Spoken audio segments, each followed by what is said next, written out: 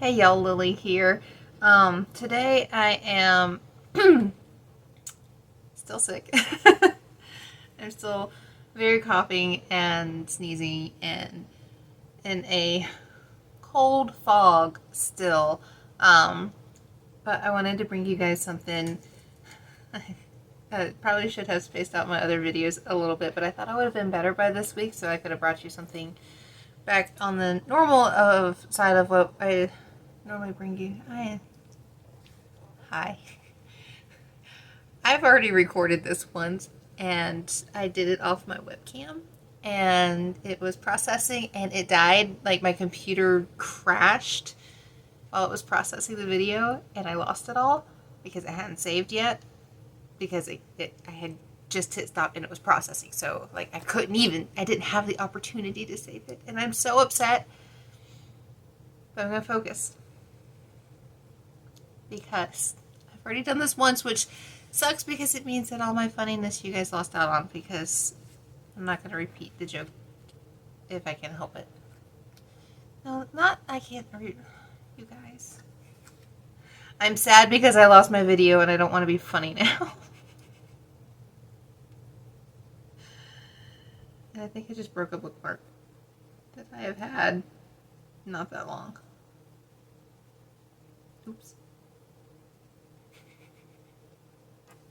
I got sad I played with things and I broke them. Oh my goodness. Now that's going to drive me crazy. Alright. I did. Oh, fuck. I crazy broke this thing too, didn't I? Yeah. That'd be fine.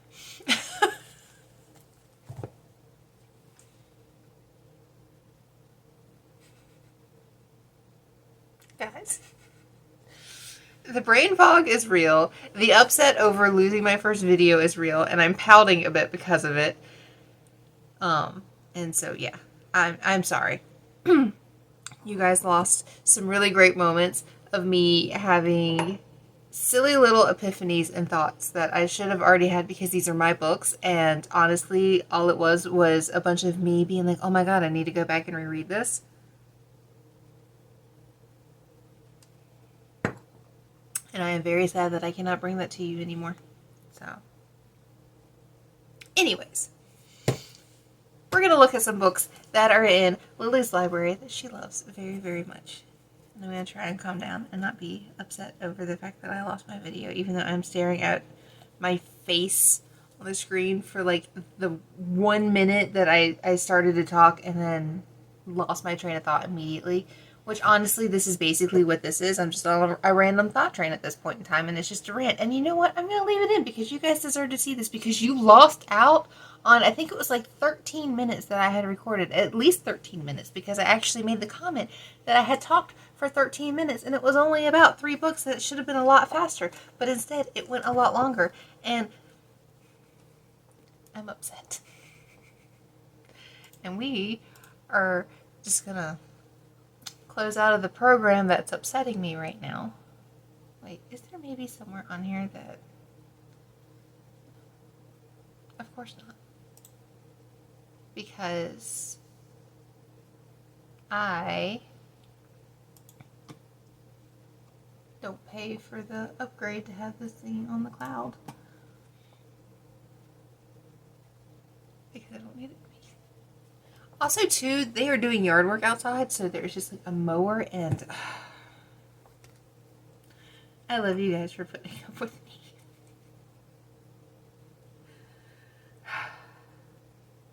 How are y'all this week? As you can tell, Lily's on the struggle bus.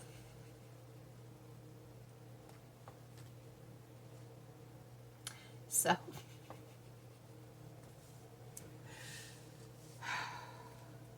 I may have to include this at the end because, God, if anybody is watching me for the first time, they probably think I am just absolutely insane, which we already know that I am, but, like, a special kind of insane.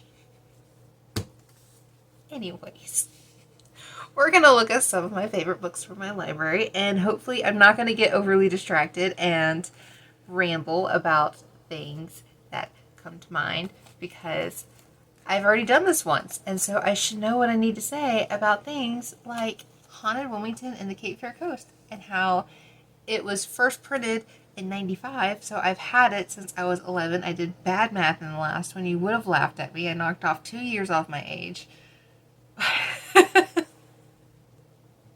Anyways, this has a lot of stories from the area I grew up in, and it's actually now printed underneath a different publisher because I don't think this one is around anymore. But it's just a great book of little quick reads for, again, my area. There's ones about Fort Fisher, people buried alive. Let's see. You have the Thayan Hall Ghost, which is a pretty popular one around here. Ballhead Island. So it doesn't go, too far away from the Wilmington area, but it is a great little, like, bedtime story kind of read because they're not too spooky. I mean, again, I got this when I was 11, so it's not something that, like, kids can't read. I mean, it's a perfect little spooky bedtime story thing. And then with the next one, this one has this very long name, but The Unexplained South by Alan Brown is a fun one. Most of these are just quick little, let's need a shapeshifter. Sorry. I opened it up to a page and immediately wanted to read the story out of it. So I can't let book nerds hold books because even when they're in their own collection, all we want to do is sit down and reread them immediately because book nerd. But this one's great because it's got a bunch of just quick little, like, inside stories of things from all around the South. Devil's Tramping Ground. One day. And, and it's hilarious that it's tied to the Lost Colony because y'all know my thoughts on the Lost Colony. They're not lost. Nobody bothered to look for them. They literally said, we are here, and they didn't go here.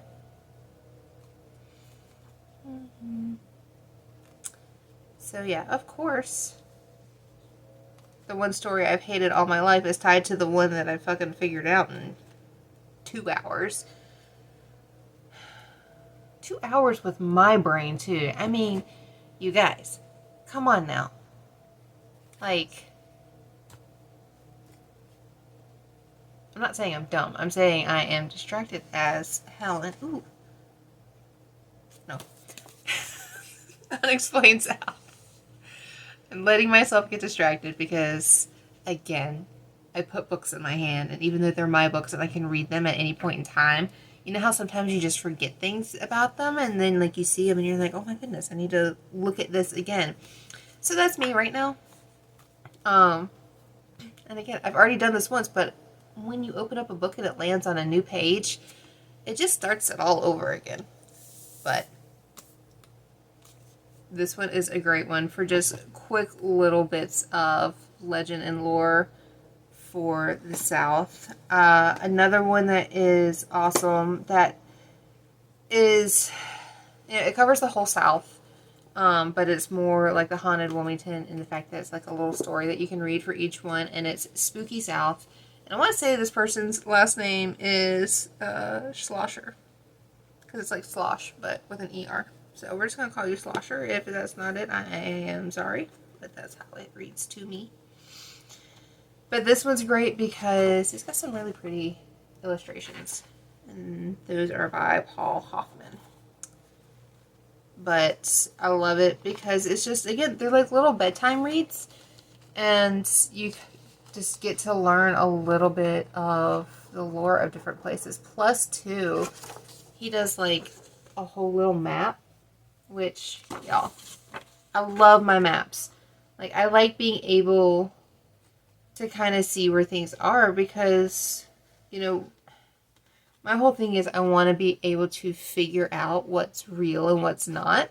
And by being able to look at something on a map and seeing an area, you know, maybe some particular points in the world are more hotspotty than others. I mean, like, if you can kind of see, like right here, you have like 6 stories right there, and then 3 just right there. So, and that's not counting all the ones that just aren't here because there's too many to list. I mean, they've got a whole book out for North Carolina that I keep meaning to pick up, but every single time I go to get it, they don't have. But that's a great one. And I did mention this in the one that I lost, but since it's a lost video, I have to say it again. All of these books that are on my library, whenever possible, I do have them linked with affiliate links to Amazon, and any purchase you make really helps out the Lily and everything that I do here to bring you guys as much content as I possibly can, because I love y'all. And y'all have been extremely wonderful to me and accepting of the weird nerdy girl with her books. But those are 3 that I flip through regularly for whenever I'm looking up someplace new to see if they are listed at all. And they're great and wonderful. But now I have 2 that, if you know me, you also know I love vintage sci-fi. And I have 2 that I have read within the last year that I have loved. One I didn't love the ending on. I felt like it was a cop-out. But it's also a very quick weekend read, so it's one of those ones that I can kind of forgive them of that. And that is Cemetery World. It is, let's see, when was it written? If I can flip pages. This is, first copyright was 72. And it takes place, like, I think 1,000 years in our future. 10,000 years in our future. It's got a little bit of time travel, machines that can do machiney things. It's just a really good, quick read that, again, I enjoyed. I wasn't too happy with the ending on, but when you get to like the last 5 pages of a book and you're like, this isn't about to wrap up, it just happens. But it's a good book. Little sexist, but it was written in the 70s. What do you expect? But I did just remember that. Most vintage sci-fi is a little sexist and racist, but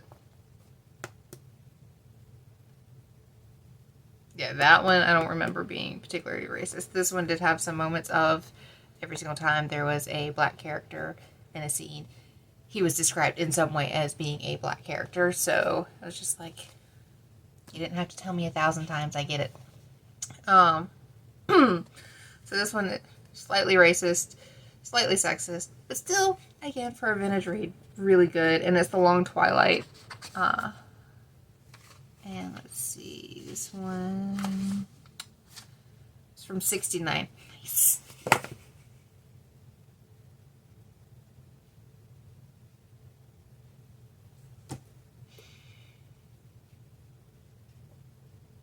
I'm just going to sit here and put myself in a corner for a minute.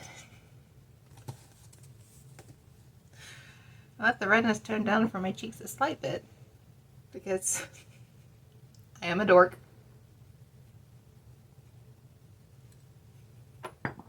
Oh,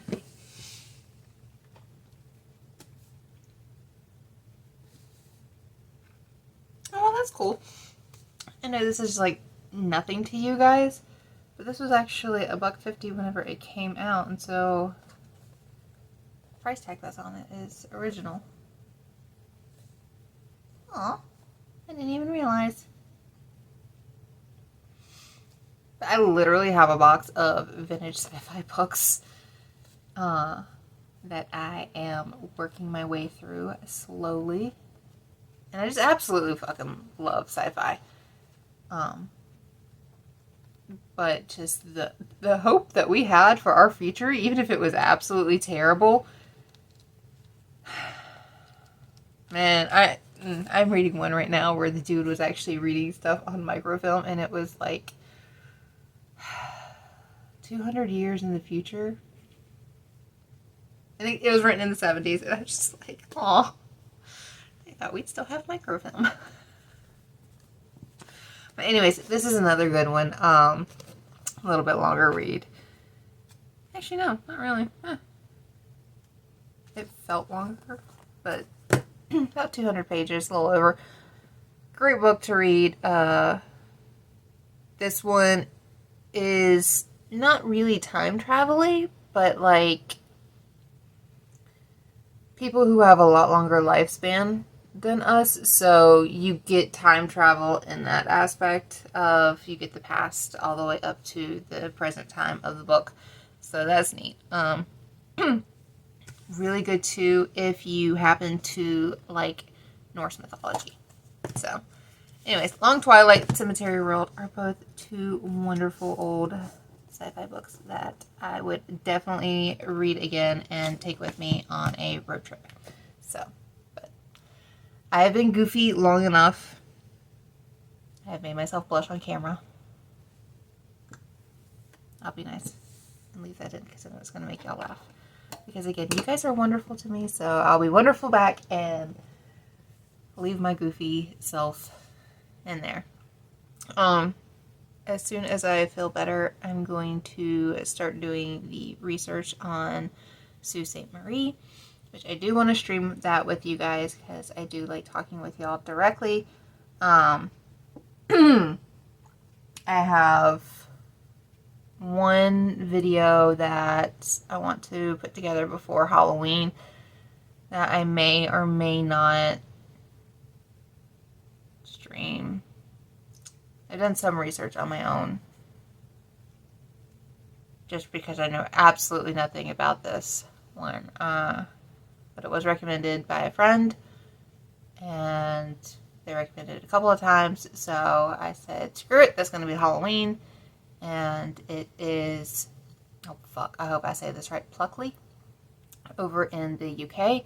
They are apparently extremely haunted. Last year for Halloween, I did no debunking allowed, but seeing as how this person is the biggest skeptic in the world, and also, from what I've already found out, they have signs that say ghosts don't exist in their town, even though they're like crazy haunted because they don't want the ghost hunters. So just, you know, for them, I might go ahead and debunk some stuff for funsies. We'll see. We'll see where I get to on things. But I'm rambling. I'm going to be done. I'll talk to you guys soon.